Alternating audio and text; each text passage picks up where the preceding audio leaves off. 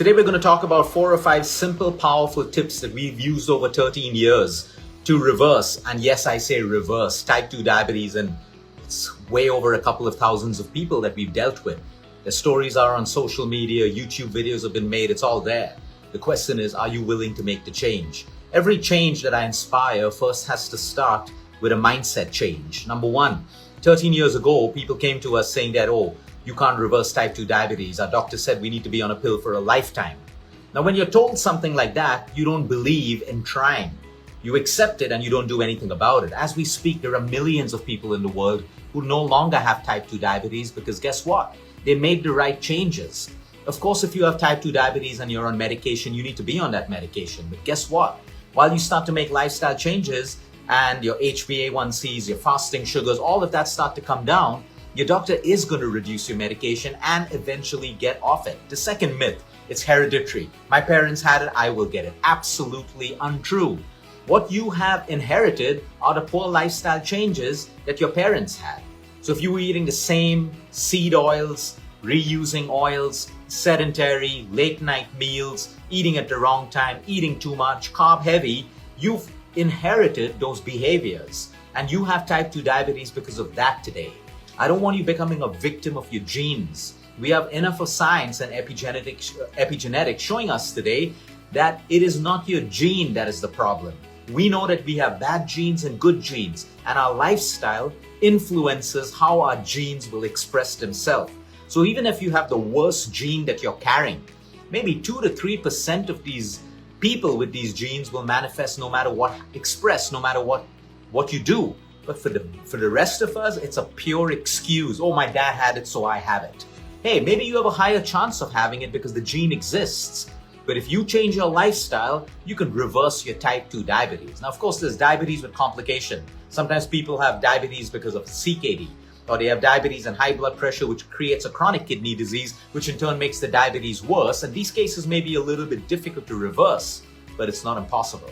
What's the first thing that we do? Number one, your carbohydrates. Start eating lesser carbohydrates. If you're eating more carbs on it, when you look at your plate, if your carbs is more than your protein and your veggies, you have a big problem. Okay, and your medication is going to go on and on increasing. Number two, apple cider vinegar. Okay, break the myth, apple cider vinegar is a weight loss supplement. It isn't, but it plays a huge role with controlling your blood glucose levels, which in turn plays a role in your fat loss. This is how you're going to have it. I'm going to explain how you need to consume apple cider vinegar. You can even consume jamun vinegar if you want, whatever suits you. And if the vinegars don't suit you, listen to the other tips that I'm going to give you. Okay? Instead of asking 100 people, should I do this or should I not do it? Try it and see the effects in your own body. When it comes to exercise, if you're just doing cardio every day, there's no way you're reversing your type 2 diabetes. Do your cardio, but you need to start building muscle. You need to weight train. You need to use your body weight, resistance bands, whatever it is that can challenge muscle and build muscle. The more muscle you have, the more glucose uptake, the more stores you have for glycogen, which is nothing but stored glucose. Your liver's full, your muscles can have an uptake. So the more muscles you have, okay, the more glucose uptake you have to your muscles, which is way better than keeping all that glucose and blood sugar in your blood, which is where it starts to create more problems. Your sleep. If you learn to sleep deeper, your hormonal balance will get better. Insulin will behave better. Your cells will behave better. Inflammation will come down. So if you're that patient out there only taking a diabetic medication, let me tell you, you're going to have more problems in the future. You take the diabetic medication, but you also have to make lifestyle changes. Now let's talk about emotional stress before I get into those tips. The more stress you have, the higher your blood sugar levels. That's just how the body works. That's just how the human body works. We're not meant to be chronically stressed. And if you do have a lot of stress in your life, you got to learn how to relax. You may not be able to change your problems. Most people can't relax because they want to control people and things that are out of their control. Okay, you need to learn how to relax. You have a lot of stress in your day, all the more reason for relaxation. You've had a stressful hour, the next 10 to 15 minutes, take a break, relax, calm down, bring down your cortisol, manage your blood sugar levels better. Let's get straight into the tips.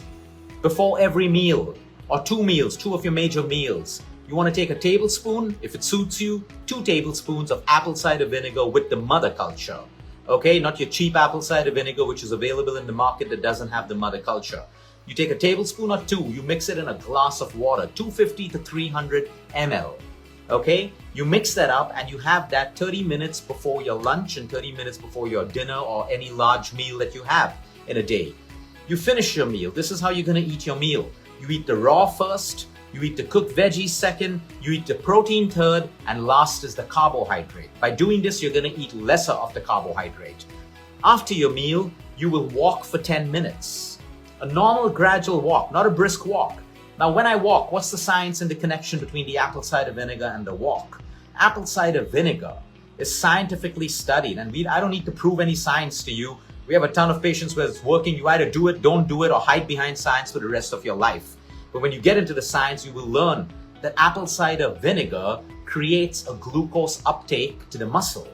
So now I'm eating a meal, there is a glucose spike, a blood sugar spike. Apple cider vinegar is going to direct this to a muscle, which is why I'm walking after my meal for 10 minutes. When I walk, I'm using muscle to walk.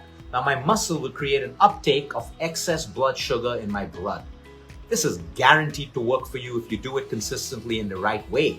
If you don't have apple cider vinegar, you can use any kind of vinegar. You can use jamun vinegar, which is also great for diabetics. Let's say you're allergic to vinegar, it's okay. Just do the 10-minute walk after your meal. Try this consistently. Simplicity over complication. Okay, what I'm telling you has already worked for thousands of people.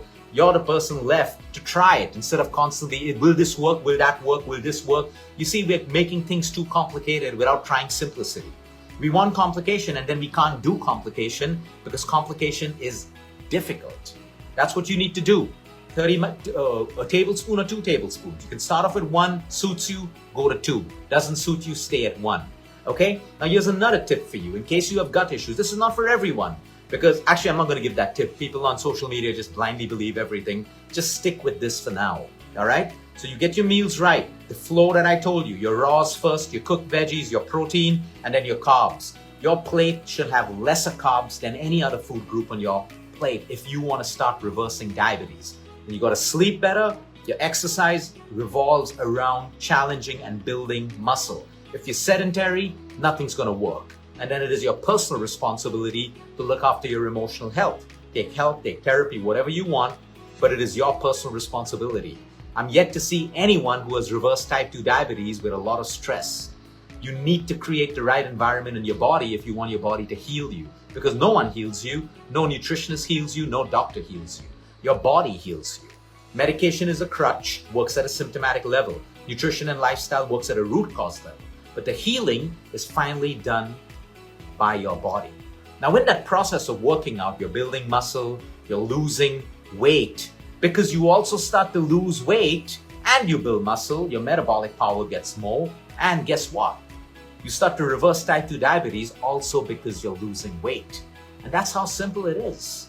That's how simple it is. You're Googling nutraceuticals and berberines and all of that. I don't have a problem with that. Berberine works great for some people. It messes up some people. But the point is, that's complication.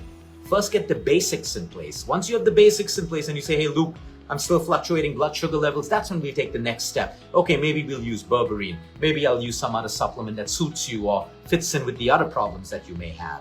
But it's as simple as that. Try this consistently for 10 days and I can guarantee you your HbA1c, your sugar levels will start to get better. Your lifestyle caused your type 2 diabetes and your lifestyle is going to help you reverse it. Have a great day, everyone. Until next time, eat smart, move more, sleep right, breathe deep, and remember, you care is all about you.